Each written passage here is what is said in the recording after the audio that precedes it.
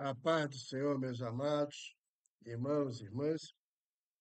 Hoje são dia 6 do mês de outubro de 2025, segunda-feira, né? Estamos reunidos para mais uma pequena porção da palavra de Deus. E lembrando a vocês, né, que nós estamos no YouTube, sobre o título Ministrando a Palavra, ministrando com M maiúsculo e palavra com P maiúsculo. E nós diariamente fazemos um vídeo curto, e no máximo 15 minutos, não chega, geralmente não chega a 15 minutos. E espero que vocês, achando o nosso canal, se inscreva, compartilhe, toque o sininho para ver as novidades, né? Eh, e dá um joinha lá, tá bom? Pois bem, nós hoje vamos falar sobre a vida futura. Oh, glória, a vida futura. O que que eu estou fazendo aqui, né? Glória da vida futura. Vamos estudar Romanos 8, versículo 16, tá? Considero que os nossos sofrimentos atuais não podem ser comparados com a glória que em nós será revelada. E o versículo 19: a natureza criada aguarda com grande expectativa que os filhos de Deus sejam revelados, pois ela foi submetida à inutilidade, não pela sua própria escolha, mas por causa da vontade daquele que a sujeitou, na esperança de que a própria natureza criada será libertada da escravidão, da decadência em que se encontra, recebendo a gloriosa liberdade dos filhos de Deus. Amém, querido? Texto glorioso, né? Então vamos analisar o versículo 16, né? Que começa: considero que os nossos sofrimentos, porque são muitos sofrimentos nossos, né? Atuais, não pode ser comparado com a glória que em nós será revelada. Muitos de nós estamos, quando há aquela tribulação, ah, eh, aquele grande problema que nós não temos saída, né? Aquilo toma nosso espírito, nossa alma, nós ficamos inquietos e, de repente, até a nossa fé se escoa, né? Mas, meus amados, não há sofrimento nenhum, nem agora, nem por vir,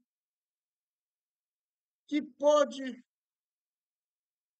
ofuscar a glória que nós teremos com Cristo. Hoje todos nós sabemos que temos uma glória, que viveremos no céu, mas ela ainda não foi revelada porque ninguém, nenhum de nós, não está lá. O único que subiu foi aquele que desceu e aquele que ressuscitou, é que está lá. Não tem mais ninguém lá em cima, tá certo? Então só Jesus. E nós, né, os servos de Deus, filhos de Deus, estamos esperando o seu regresso para juntos vivermos nesta glória, no porvir, em perfeita felicidade. Então, meus amados, quando vocês estiverem passando pelo vale da sombra e da morte, lembra que o Deus não deixa você passar por esse vale sozinho. Que Deus está contigo, Ele está falando com você que tem uma coisa melhor, algo que você jamais experimentou nessa terra, e vale a pena todo o sacrifício. toda essa vida miserável que tenhamos, tá bom? Lá no versículo 19 fala assim: a natureza criada aguarda com grande expectativa que os filhos de Deus sejam revelados. Amados, quando Adão cai, ele não cai sozinho, não leva somente a humanidade, ele leva toda a natureza, porque na terra ele era o cabeça. Então tudo cai. A natureza não pecou, mas por que ela caiu? Por causa de Adão. Antigamente, lá no Éden, não tinha chuva, não tinha frio, não tinha calor, era um tempo agradável para todos. Os animais viviam em perfeita harmonia, ninguém comia carne, ninguém matava para sobreviver, não tinha espinhos, não tinha cardos. Mas o homem cai. Quando o homem cai, a natureza que estava sujeita a ele também caiu. E é por isso que temos essa grande guerra da natureza contra o homem, porque a natureza está tentando se levantar, mas ela não pode se levantar. Ela está guardando os filhos de Deus, nós.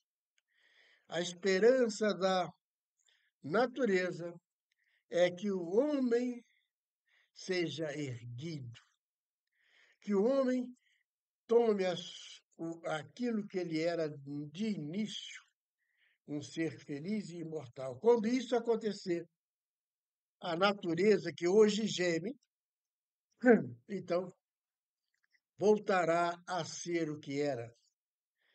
A criança poderá brincar com o leão, com a serpente, e nada vai acontecer, porque agora, né, com a, a, a reestruturação de tudo, com a derrota daquele que está sujeitando todas as coisas, que é o Satanás, né?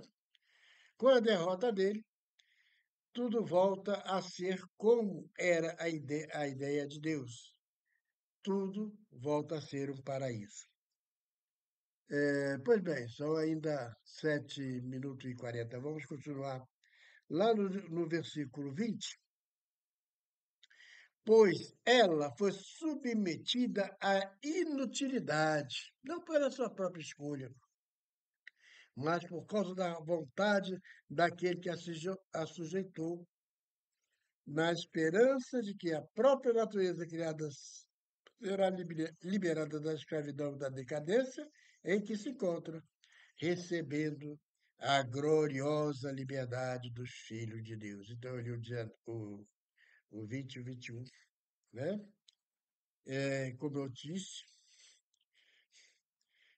assim como o homem virou escravo do Satanás, assim como o homem ficou do paraíso, ele ficou destinado a ir para o inferno, porque na terra não há um justo sequer, né?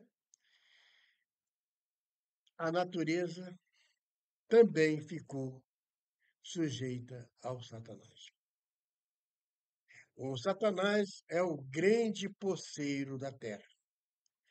Não tem filhos nenhum na terra, mas ele gerou filhos na desobediência. Aí a pessoa, né, o ímpio, vai lá, vai falar com você. Não, eu sou, eu sou filho de Deus, o ímpio falando. Meu irmão ímpio, tu não é não, tu não é filho de Deus. Tu é criação de Deus. Para você ser filho de Deus, tem que se reconciliar com Ele, tem que aceitar Jesus como o único e suficiente Salvador da sua alma. Aí sim, nesse momento, quando o Espírito Santo der o arrependimento, aí você pode dizer: eu sou filho de Deus. Por enquanto, você que ainda não aceitou Jesus, tu só é uma criatura.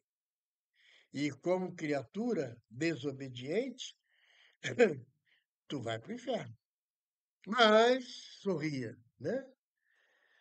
A glória futura está próxima de você. É só você erguer tuas mãos para Deus, eu aceito Jesus como meu único e suficiente Salvador, e você vai ser resgatado desse inferno que você está indo. Tá bom, meus amados? Fiquem com essa palavra. Deus abençoe vocês, rique e poderosamente, em nome de Jesus. Não esqueça que hoje são dia 6 de outubro de 2025. Não esqueça de ir lá no YouTube, eh, sob o título Ministrando com M maiúsculo e a palavra com P maiúsculo, e nos achar lá. Aí compartilha, se inscreva, dá um joinha lá para nós. Pode comentar também, nós agradecemos. E também pode fazer a mesma coisa aqui no Facebook. Tá bom? Deus abençoe a vocês e até a próxima, em nome de Jesus.